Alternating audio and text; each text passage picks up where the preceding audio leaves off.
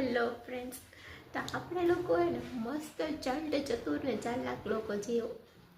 જેમ કે જો આપણે વેસ્ટર્ન કલ્ચર અપનાવ્યું બરાબર, એ લોકોના જે તહેવાર આવે એ બધા આપણે સેલિબ્રેટ કરીએ. આ rose day, valentine day, chocolate day, teddy day બરાબર.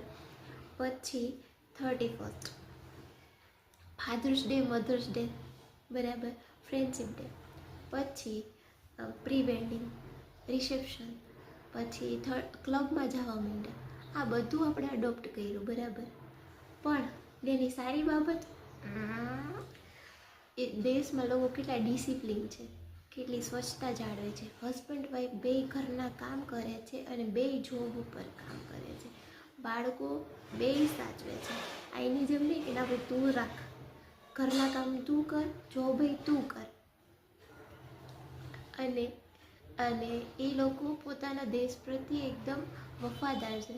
આપણે આ બધું કંઈ નહીં અપનાવવાનું, આપણે બસ મોજ મજા આવે ને એવું જ અપનાવવાનું. મસ્ત ચાલાક લોકો આપણે.